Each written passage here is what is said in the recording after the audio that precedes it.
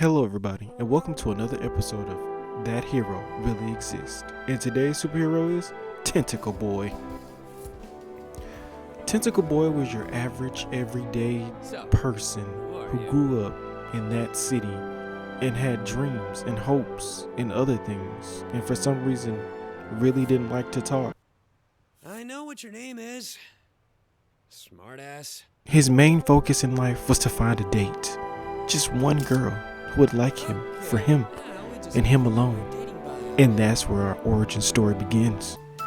You see, Tentacle Boy did find that date, but that date cost him more than he would ever know and forever change his life. Just like any good superhero story, there was a drug made by a lab that was owned by a company or a company-based lab or a lab-based company. Anyway, you get the picture. There was like a fucking Oscorp here or something. Anyway, that Oscorp produced a miracle drug, an anti-aging drug that was gonna change the world. And its global launch was set for May 28th of a very unspecified year.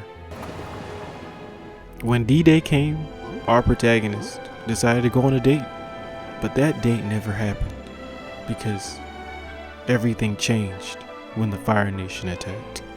No, seriously, everything changed when like the zombie people attacked. I don't know what to call them.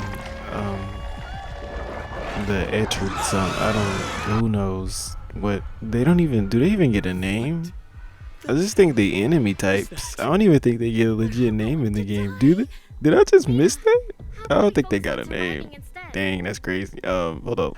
So after doing like a whole bunch of research and spelling the Eternites wrong more than I care to admit, the enemies do indeed not have names. They're just like called monsters. So yeah.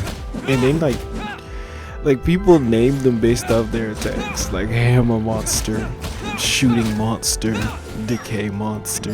I can't. I can't.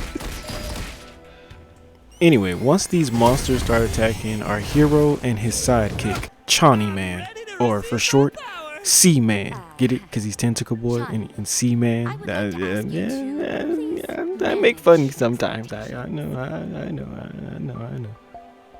They meet up at a shelter, like a bunker. Like this city is equipped with like a large amount of bunkers. You know, that should be a question within itself. Why does this city have so many evacuation shelters? That was, I don't really think about it until right now, but that is a question within itself. Why are there so many There was like enough for everybody to be in. That's wild, right? Like I live in Georgia and there is not any sort of evacuation shelter here. Like we got the Civic Center where I stay. And like a Civic Center is just like a stadium. But not like the Staples or Mercedes-Benz. It's like a smaller stadium. They play arena football in that thing. It's not protecting anybody. Anyway, getting back on topic. They meet up at the shelter. They stay there for like 4 or 5 days. Then they decide that they have to leave the shelter because like noise or something. They run into a girl. Girls need help. One girl's doing way too much for my liking.